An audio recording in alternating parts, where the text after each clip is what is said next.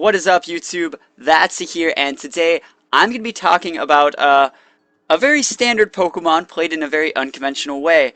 We are going to be using Tailwind Salamence in today's game. We're going to be pairing it with Raichu, Xerneas, and Primal Groudon. We're going to be going up against Bradley, who is using Kangaskhan, Aegislash, Xerneas, and a Primal Groudon of his own.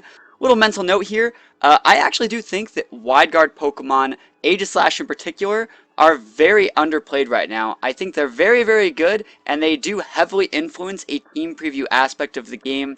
It's really hard to bring Pokemon like Salamence, like Xerneas, and Groudon that just have a ton of AoE, and it just makes team preview a lot harder than it already is. So, little mental note here, Aegislash is a really cool Pokemon. I think it should start seeing more play, but we are going to hop right back into this game. We're going to start things off, get right into it, and show you guys a cool little strat that I like to do with a cool little opener that helps me get ahead in a situation where it normally wouldn't look like I had any offensive pressure. So we see Raichu Salamence. Obviously, I could go for like a fake out Hyper Voice. I go fake out Draco. I go fake out Dragon Dance. I mean, it looks like fake out is for sure the play, and I will not disappoint in that regard. So we get a great Intimidate off with Salamence here, as we see the Aegislash switch probably doesn't want to eat like a Fire Blast or a Flamethrower. Also, probably doesn't have that much offensive pressure in this situation. Coming in with Xerneas is actually not a bad play at all. As we see the Kangaskhan go Mega, I know I talked about this in yesterday's video, about how once Kangaskhan Megas, they gain Parental Bond, but they lose access to that potential inner focus ability. So I always like to see the Mega Kang. They always eat the Fake Out because Raichu has a higher base speed, and we see Tailwind from Salamence. And note that right now, I am a regular Salamence, and you may think, well, that's just stupid. You should have, Mega'd and done it, and that way you'd be super fast and super strong for next turn. The reason why I didn't Mega was I activated Intimidate on that first turn.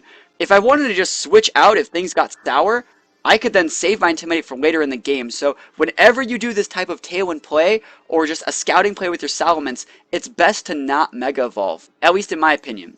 So we see the Kang Protect. I Volt Switch into Xerneas, right? Volt Switch right into that Xerneas slot. I love the Volt Switch Raichu. It lets me keep so much tempo going, just keep all that aggression nice and strong as we come in with Primal Groudon. And like I've said before, this is a full attack speed, jolly Primal Groudon. And it's going to activate Desolate Land. I know Groudon is like the Primal right now. It's super good, super strong as we go for a double edge onto the Xerneas slot. We totally nuked that guy. We ignored the Kang, and it totally paid off.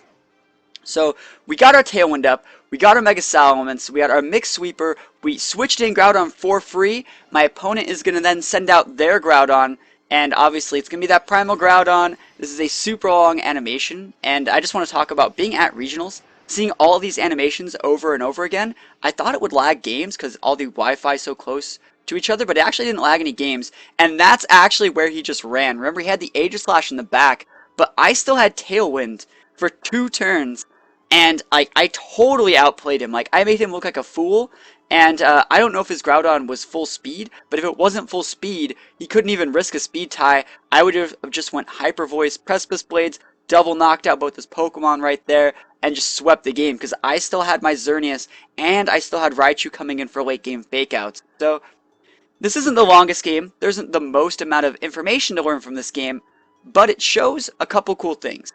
Tailwind is an option on Salamence. My moveset on my Mix Sweeper Salamence is Protect, Tailwind, Hyper Voice, Double Edge. Very good. You saw that even with 0 attack investment, I still did like almost 70% to a Xerneas with a Double Edge. And I just think Tailwind's really good right now. The unseen Tailwind is the deadliest, as they say. They always think, oh, he's not leading his Crobat, well, he's not going to have Tailwind. And I really don't like bringing Crobat that much because of how weak of an offensive pressure it gives off. So, Salamence, Tailwind, that's pretty cool. Also note that the not Mega Evolving, I thought that was actually the definite correct play, and you will see that in future vids, how I like to send out Salamence, kind of scout for a turn, if I'm not attacking with anything. Obviously, if I was attacking to use my Aerialate, I would go for the Mega Evolve, but if I'm just like scouting the board or popping a Tailwind, I don't have to use Mega Evolve. Intimidate is a great ability, and the more amount of times I can reuse it, the better. So other than that, guys, what do you think of Tailwind Salamence? Do you think you need Dragon-type coverage? Because a lot of people totally fault me. They're like, where's your Draco? How do you deal with Rayquaza? Do you think you need that Dragon-type coverage? Do you think you need a Fire attack? What about maybe some people want to run Earthquake? What is your Salamence moveset? What do you think of mine? Do you like the Tailwind? I want to know in the comments below, so leave a comment below. Let me know what you think about Salamence, and I will see you guys next time. Thanks for watching, and peace out.